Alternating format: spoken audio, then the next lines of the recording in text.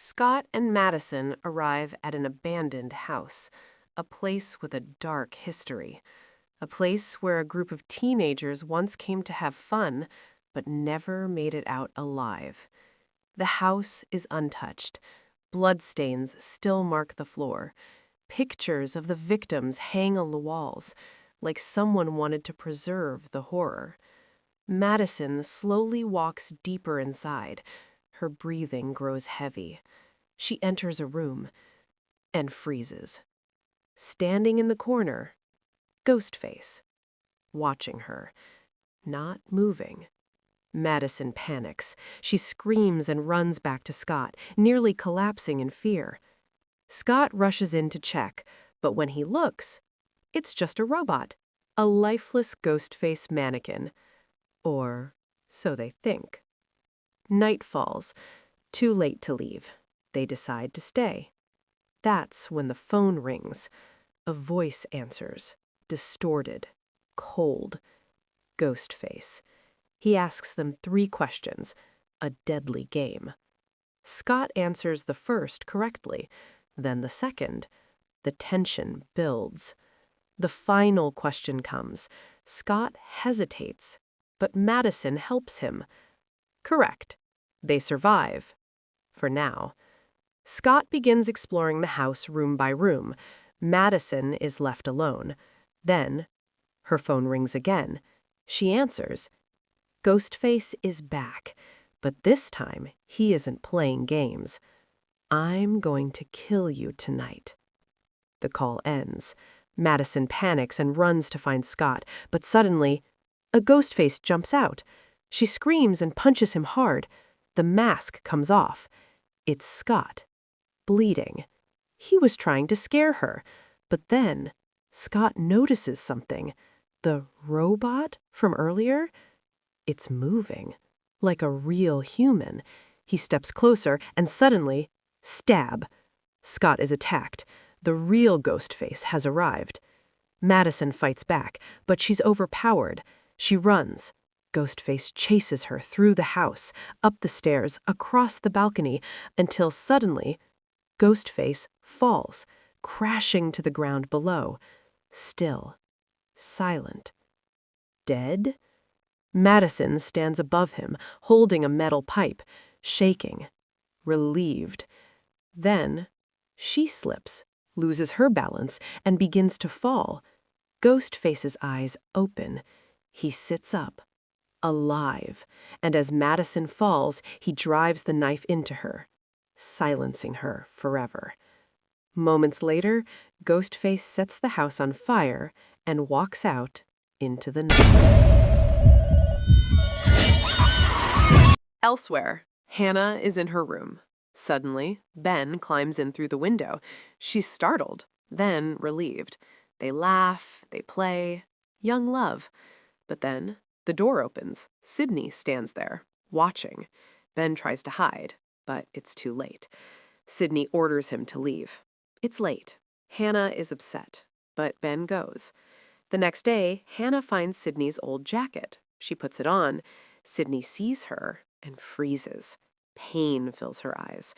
Memories. Trauma. She tells Hannah to take it off. But later, she gives it to her. A silent acceptance. Sidney goes to work. Then, her phone rings. It switches to video. Ghostface. At first, she thinks it's a prank. But then, she sees it. He's inside Hannah's school. Sidney races to her car, calls her husband, the police chief, but it's too late. Ghostface has already started. A boy practicing alone. His throat is slit. On stage, a girl rehearsing. She is attacked. Cut. Again. And again. Then, killed. Ghostface stands under the spotlight, waiting. Sidney arrives, sees him, and fires. She misses. Ghostface disappears. Sidney's heart stops. She thinks Hannah's dead. But then, Hannah walks out, alive. Sidney collapses in relief. Sidney takes her family home to pack. Police search the house. They find nothing. But above them, Ghostface waits, on the roof, watching, waiting. Inside, the lights go out. Darkness. Silence. Then, A scream. Ghostface has Hannah, knife to her neck. Sidney's husband drops his gun.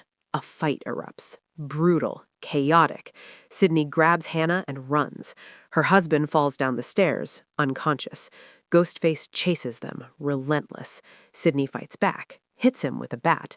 They escape to the basement, barely alive. The police arrive. So does Gail, camera crew behind her. Sidney sees her and finally feels hope. They embrace, survivors, warriors. The mask is removed from a dead attacker, but it's no one they know, just a random man, a distraction. The real Ghostface is still out there. The investigation leads to a psychiatric hospital, a patient, a name, John, but his room reveals nothing, a dead end, or so it seems. Meanwhile, suspicion grows. Hannah's friends?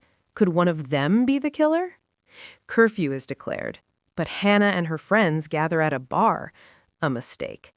Sidney goes live on TV, trying to lure Ghostface out, but instead, she pushes Hannah away. Hannah leaves early. Ben offers her a ride, but something feels wrong. She attacks him and runs. Ghostface strikes. Inside the bar. Doors lock. No escape. Chaos erupts. People scream, run, die. Lucas is killed. Chloe is killed. Ben wakes, but is killed. Mindy is slashed. Chad is stabbed. Blood everywhere. Ghostface is unstoppable. Hannah escapes, runs to the coffee shop. Sidney guides her through cameras, tells her to grab a gun. Ghostface approaches, she shoots through the door, hits him, but it's not enough. He overpowers her, drags her away. Sidney realizes the truth. There are two Ghostfaces, the doctor and Lucas's mother. The past has come back for revenge. Sidney arrives. Her husband, wounded, fights back. He frees himself, signals Hannah, "Get down!" Sidney fires, kills the doctor, but Lucas's mother attacks. A brutal fight. Sidney versus pure rage. Then, Hannah shoots her. She falls, but rises again. One last time. Together, Sidney and Hannah fire, again and again, until she's finally dead. Police arrive, lights flash, cameras roll. The nightmare is over. For now. Sidney looks at Hannah, knowing one truth. Ghostface never truly dies, because somewhere, someone is always watching. Don't forget to subscribe and turn on the notification bell so you never miss a video.